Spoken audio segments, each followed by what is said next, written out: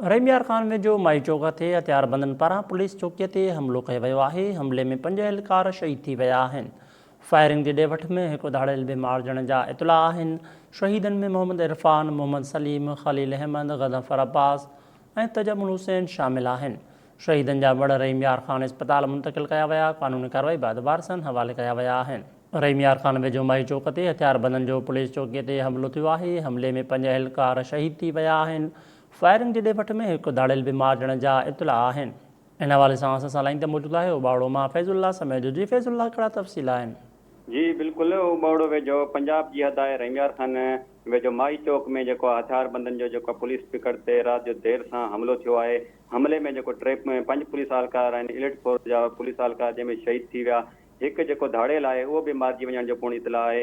ऐं जॾहिं त पंजाब पुलिस मूजिबि त राति जो देरि सां 40 खां मथे हथियारबंदनि पंजाब जी हद माही चौक में पुलिस पिकट ते जेको आहे पुलिस पिकट ते जेको हमलो करे जेको आहे पुलिस पिकट ते चढ़ाई करे अंदाज़ो फायरिंग करे ॾिनी। फायरिंग में हैवी हथियारनि जो इस्तेमालु कयो वियो। फायरिंग सबबु जेको आहे 5 पुलिस एहलकार मौक़े ते शहीद थी विया।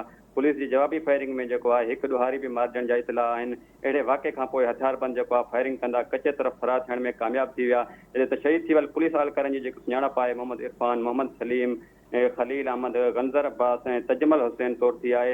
ऐं सवाल इहो आहे त जेको आहे 1 साल अॻु ॿिए पंजाब पुलिस जा हथियारबंदनि हथां जेको आहे 12 पुलिस एहलकार शहीद कया विया हुआ। पर पंजाब पुलिस हिन महिल ताईं को बि जेको आहे सरेतो ऑपरेशन आहे उहो न करे सघी आहे। सिंध पुलिस हुजे या पंजाब पुलिस हुजे, सिर्फ़ु नाले मात्र जेको आहे ऑपरेशन जे नाले सां फंड जेको आहे हड़प कया पिया वञनि। जॾहिं त जेको चंद ॾुहारी आहिनि उहे बि जेको आहे पुलिस खां जेको आहे कंट्रोल न थी सघिया आहिनि। अगवा ऐं बराए तव्हांजो जेको सिलसिलो आहे उहो बि रुकिजी न आहे सघियो।